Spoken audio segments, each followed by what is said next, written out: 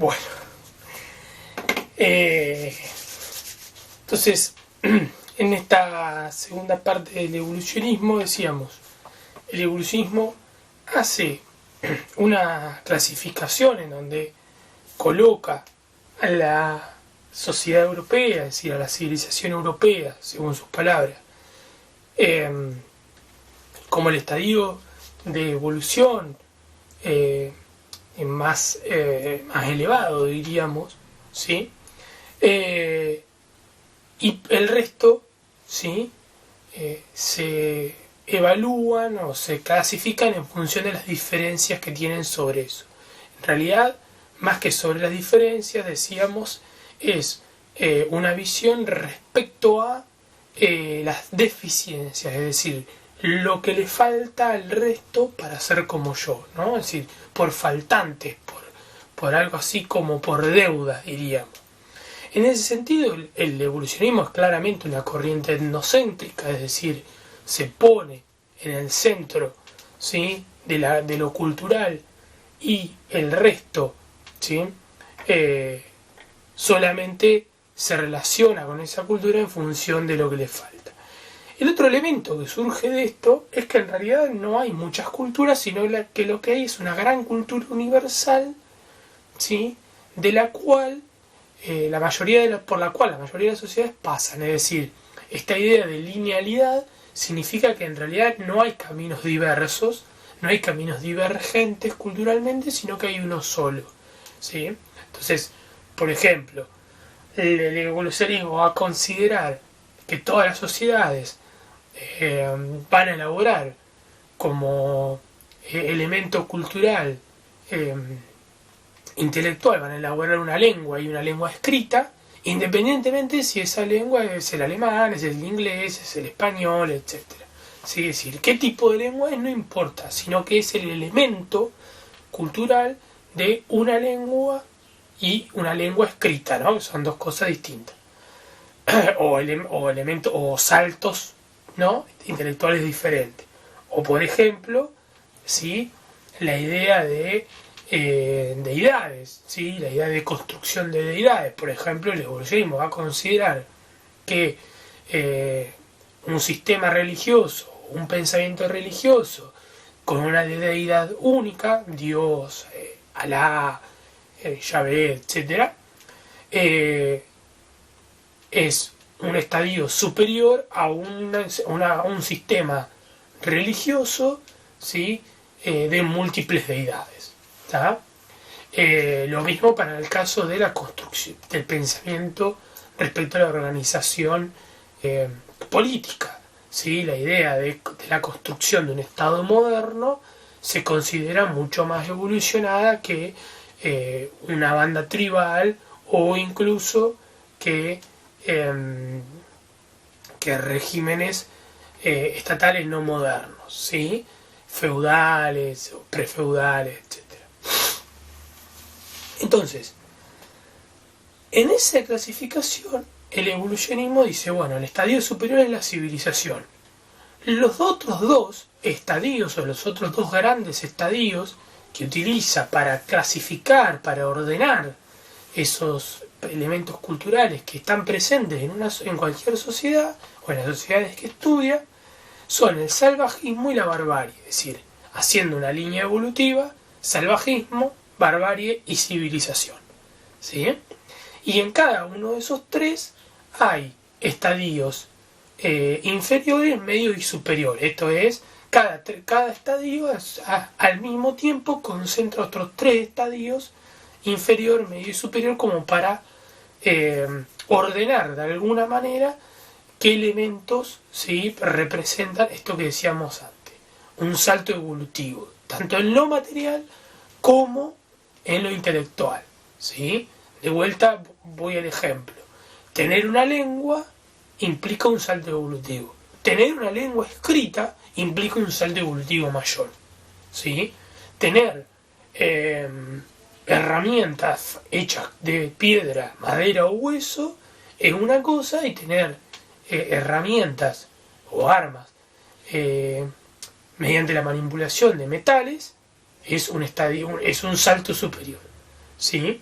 Es decir, cada elemento se ordena en función de esta línea evolutiva. Entonces, esta evolución por la diferencia, es este estudio de la evolución por la diferencia, digamos, no solamente pone a la civilización europea o a la civilización occidental más que europea para incluir a Estados Unidos también, sino que además da paso y abre de alguna manera a un pensamiento de alguna manera racista, sin que sea la pretensión de Morgan y de Taylor en ese momento, pero sí hay un evolucionismo social del cual la antropología forma parte, y yo les había nombrado el caso de la sociología con Spencer, ¿sí? Da lugar a expresiones sociales y políticas marcadamente raciales, ¿sí? Y discriminatorias, y de fobias, digamos, respecto a la raza y a la religión, que de alguna manera van a tomar estos estudios para decir, ven que hay un sustento científico respecto a lo que estamos diciendo. Repito, no es una intencionalidad ni de Spencer, ni de Morgan, ni de Taylor, pero sí es un pensamiento de época, digamos, ¿no? Al cual algunos de estos escritos científicos aportan. Y por último, parece que es interesante destacar lo metodológico, que es la otra parte que habíamos empezado a ver en los encuentros, y que en realidad el evolucionismo no forma parte de una corriente antropológica etnográfica, es decir, no utiliza como método la etnografía, el estudio, digamos, de campo participativo, sino que en realidad el evolucionismo toma los elementos metodológicos de otras ciencias, como es la historia, como es la arqueología, y lo que hace o lo que va a hacer es recopilar, ¿sí? Recolectar datos de segundas manos, es decir, de lo que se llama fuentes de segunda mano, ¿sí? O datos de segunda instancia. ¿Qué significa? Que en realidad yo como investigador no soy el que recolecto los datos, sino que espero, ¿sí? A que ese dato esté en otro lugar, o voy a buscarlo de una fuente que ya recolectó. ¿De dónde va a sacar datos el evolucionismo para hablar de sociedades, de estas sociedades entre comillas no evolucionadas o en estadios inferiores de evolución en el mismo tiempo que ellos? Pueden ser diarios de arqueología, es importante, ya lo dijimos, pero diarios de viajeros, es decir, comerciantes, militares, ¿sí? Que dejan en su paso por un lugar, les resulta llamativo y escriben, ¿sí? Un diario de un viaje, un diario, ¿sí? O una carta, o describiendo, ¿sí? Alguna sociedad que vieron en América, en Oriente, en África, etc. El otro elemento, ¿sí? Son las entrevistas justamente a estas personas que viajan hacia estos lugares lejanos, diríamos, ¿sí? Pues pueden ser de vuelta, pueden ser comerciantes, ¿sí? Miembros del ejército, o directamente recopilar diarios de viajes anteriores, es decir, de alguien que viajó antes, ¿sí? Para compararlos de alguna manera, ¿no? Entonces, por ejemplo, Morgan va a encontrar que va a haber diarios de cazadores de esclavos, ¿sí? O relatos de cazadores de esclavos sobre las tribus africanas, ¿sí? Que se condicen de hacia capaz que 100 años atrás, y se condicen con relatos de esos mismos lugares de personas del hoy, ¿sí? Como para mostrar de alguna manera el carácter poco evolutivo de esas sociedades. Entonces, ¿cuál es el problema de esta recolección secundaria, diríamos, de fuente? La primera es que esa recolección siempre es parcial. Es decir, la persona que investiga desde un punto de vista antropológico siempre va a tener datos parciales. ¿Por qué? Porque quien recolecta o quien da la entrevista se va a acordar o va a redactar lo que le parece a él llamativo, no todo. Lo otro es que quien da los datos, la persona que narra o que cuenta en una entrevista, no tiene la mente entrenada. Es decir, no tiene una mente que va a ver una sociedad y va a decir, no, esta sociedad y su mente y sus ojos van a tratar de captar todo lo que hay allí.